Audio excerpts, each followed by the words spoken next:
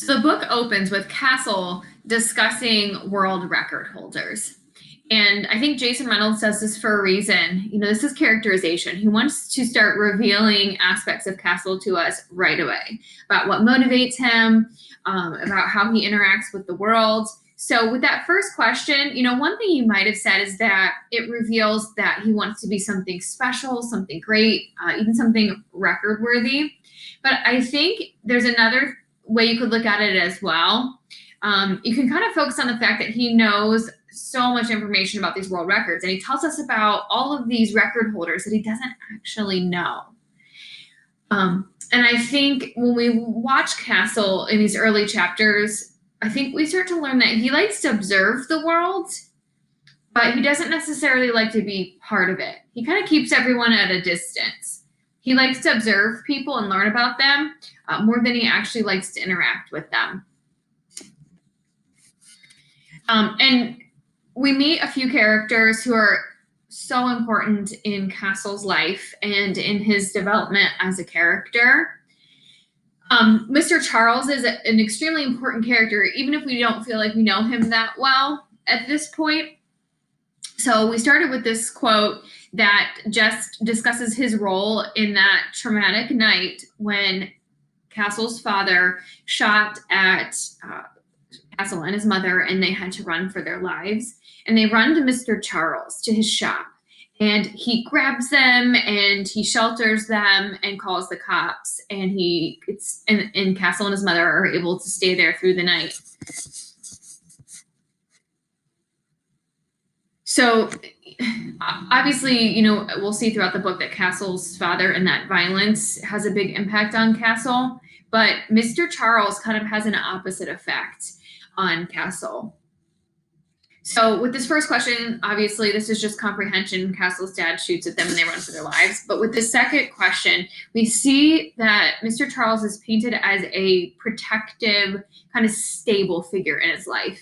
And I was thinking about the fact that he goes daily to get those sunflower seeds, and they have the same exact exchange every single day. And I think that's almost like a ritual. It's a ritual of their relationship, their connection.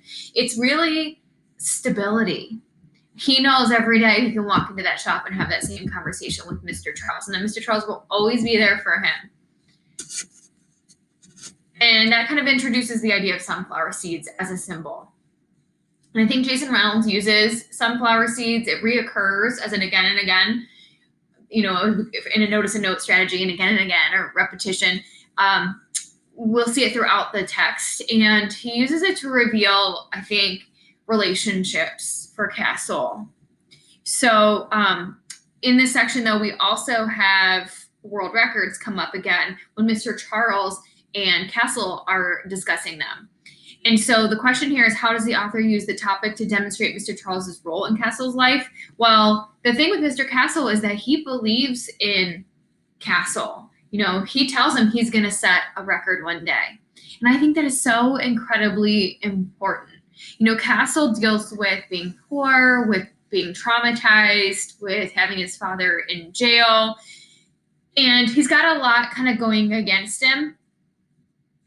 But as the book progresses, we see him overcome.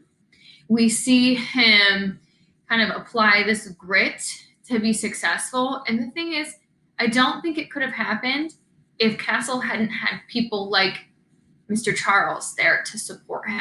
I think Mr. Charles kind of shows us the importance of having a support system and having people who believe in us.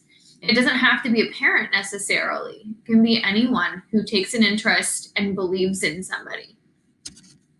So Mr. Charles is a supportive figure in Castle's life. I feel like this grandfather vibe. We all need people to root for us and help us see that we can dream and we can be successful. So Mr. Charles protected him literally, but also protects his ability to hope and dream by encouraging him and believing in him. We don't just have to see record holders from afar. Castle could be in that class of people. So Castle goes to Mr. Charles' storage day to buy sunflower seeds. In the quote about Castle's dad, he explains that the sunflower is made up of two good words. Therefore, it's a symbol of goodness.